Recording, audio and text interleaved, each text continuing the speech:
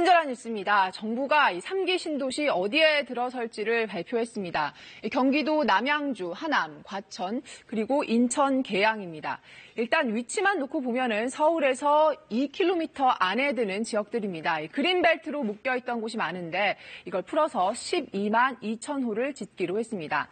정부가 또 이 신도시 건설 카드를 꺼내 든 건 2년 만에 무섭게 뛴 서울 집값을 잡겠다는 의지가 반영이 된 거죠. 그런데 그동안 이 경험치로 보면은 지금까지 서울 외곽에 아파트 왕창 짓는 건 이 서울 집값 잡는 데는 큰 도움이 안 됐습니다. 이 정부가 이번에는 국가와 서울시가 보유한 부지 32곳을 개발해서 19,000가구를 공급한다는 계획도 함께 내놨습니다. 이 개발 예정지 중에는 이른바 강남의 노른자위 땅들도 포함이 돼 있습니다. 서울 삼성동에 있는 서울의료원 주차장 부지를 보고 계십니다. 지하철이 인접해 있고 이 코엑스도 바로 코앞에 있습니다.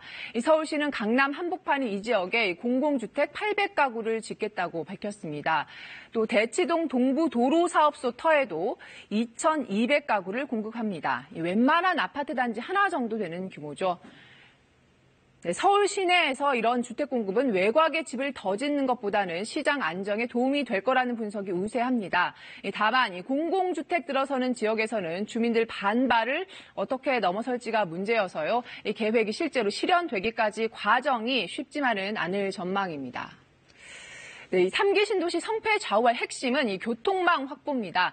지금 정부가 건설하겠다는 지역들이 물리적으로는 서울이랑 가깝지만 교통망이 빈약해서 실제 접근성은 떨어지는 곳들이거든요.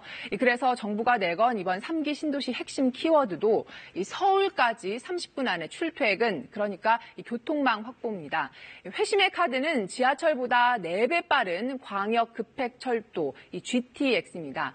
지금 이 3개의 노선이 거론 중인데요. 이 A 노선 같은 경우에는 파주 운정에서 시작해서 이 화성 동탄까지 이어지는데 일단 올해 안에 착공에 들어갑니다. 그리고 보시면 이 C 노선은 최근에 예비 타당성 조사를 통과했는데 내년에 기본 계획에 착수할 방침입니다. 이 정부 바람만큼 빨리 착공에 들어갈 수 있을지는 장담하기가 어렵습니다. 마지막으로 이 인천 송도에서 시작을 해서요 남양주까지 이어지는 이 B 노선 같은 경우에는 예비 타당성 조사 단계에서 발목이 잡힌 상태여서요. 이걸 아예 면제해주는 걸 검토 중입니다. 이 3기 신도시 분양이 2021년부터 시작될 예정인데요. GTX 공사에만 5년 정도 걸리는 사업이어서 이 속도를 내는 게 필요해 보입니다. 자, 그럼 이번 계획 발표가 집값 안정에 어느 정도의 파급 효과가 있을지도 좀 궁금하실 텐데요.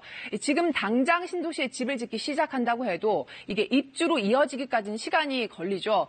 그래서 이 단기적인 집값 안정은 공급 늘리는 데서 좌우된다기보다는 이 수요를 얼마나 억제하느냐에 더 영향을 받습니다. 올 초랑 비교를 해보면은 서울 아파트 값이 한 7% 정도 오른 상태긴 합니다만 하락세가 5주 연속 이어지고 있거든요.